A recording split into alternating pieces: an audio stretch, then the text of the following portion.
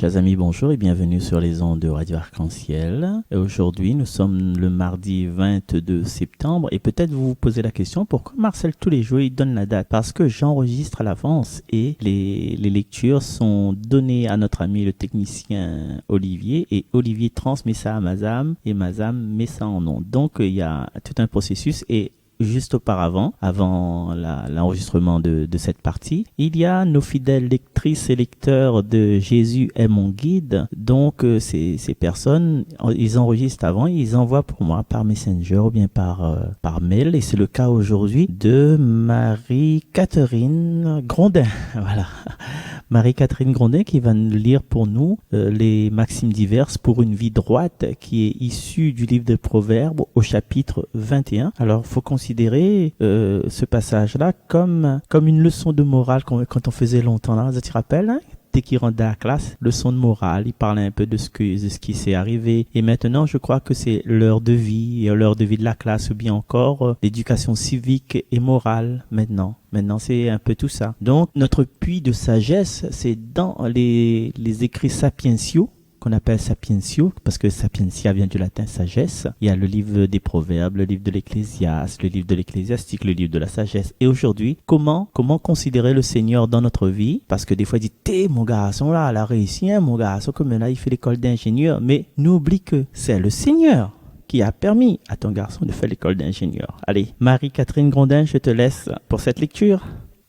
Le Seigneur dispose du cœur du roi comme d'un canal d'irrigation. Il le dirige où il veut.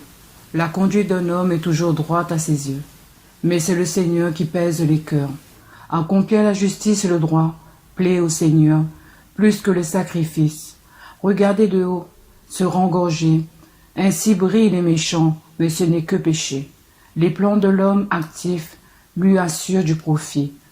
Mais la précipitation conduit à l'indigence.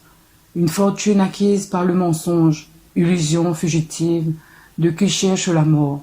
Le méchant ne désire que le mal. Il n'a pas un regard de pitié pour son prochain. Quand on punit l'insolent, l'étourdi devient sage. Le sage, il suffit de le raisonner pour qu'il comprenne. Le juste considère le clan du méchant. Le méchant pervertit les autres pour leur malheur. Qui fait la sourde oreille à la clameur des faibles, criera lui-même sans obtenir de réponse.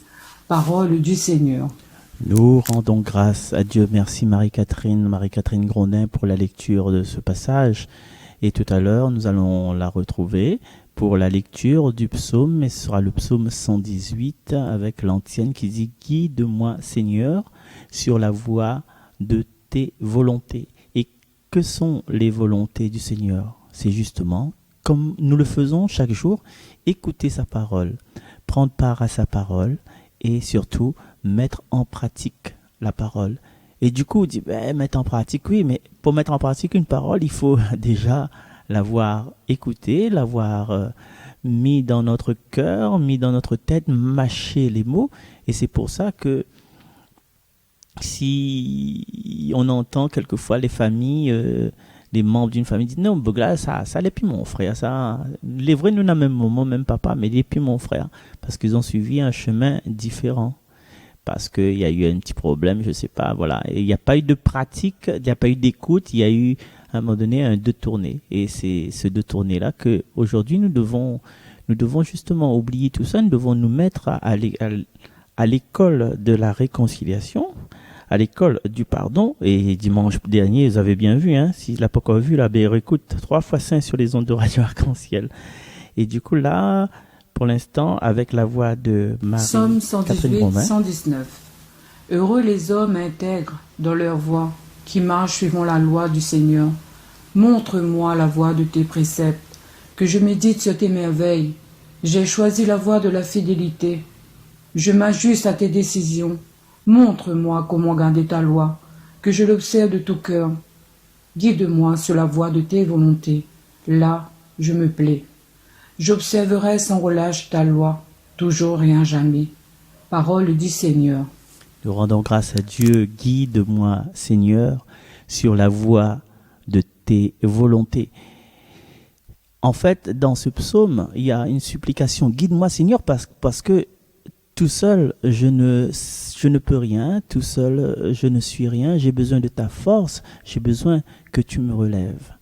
Et aujourd'hui, si nous voulons vraiment être mère, frère, père, sœur de Jésus, voilà, comme je vous ai dit tout à l'heure, on écoute sa parole et on met en pratique et on implore son pardon aussi parce que tout seul, peut-être des fois, on n'a pas assez de force, tu vois, il faut nous une petite force, un petit coup de pied au derrière, quoi. Et du coup, on va demander au Seigneur aujourd'hui de prendre soin de moi, de prendre soin de mon prochain pour que justement je ne sois pas supérieur à lui, pour que je reste dans l'humilité parce que, connais, on monte sur l'échelle, là, mais si l'échelle elle bascule là, on tombe tout de suite et il fait mal au plus, plus que celui qui est en bas. Du coup, demandons cette patience au Seigneur, demandons l'amour au Seigneur tout aujourd'hui, tout au long de ce jour. Merci, nous retrouvons demain. Bye bye. Merci Marie-Catherine, merci à toi.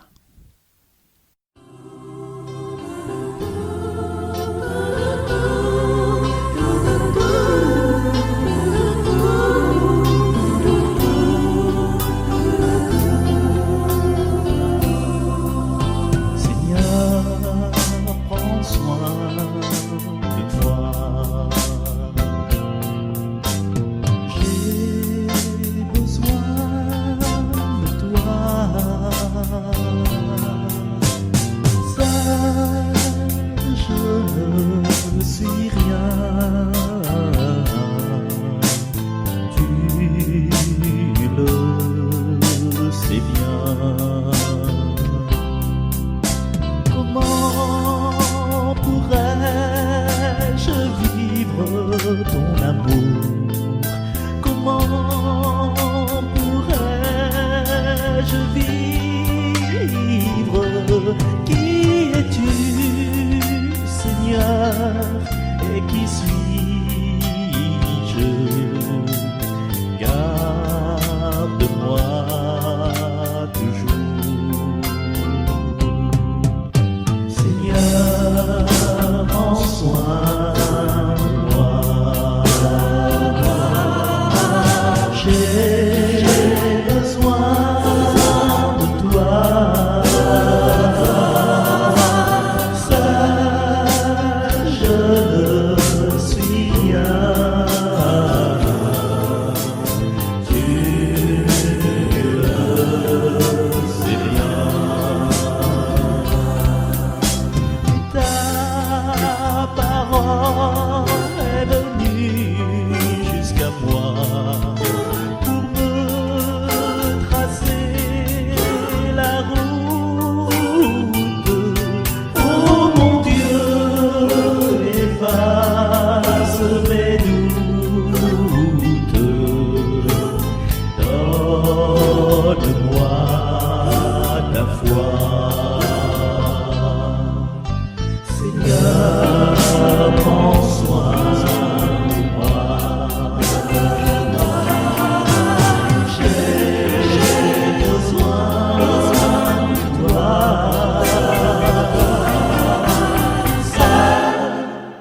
Je ne suis rien.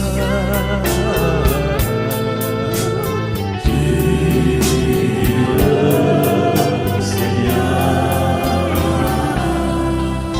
Tu m'as donné la force de ton corps. Tu as changé ma vie. Oh Seigneur, je t'en remercie.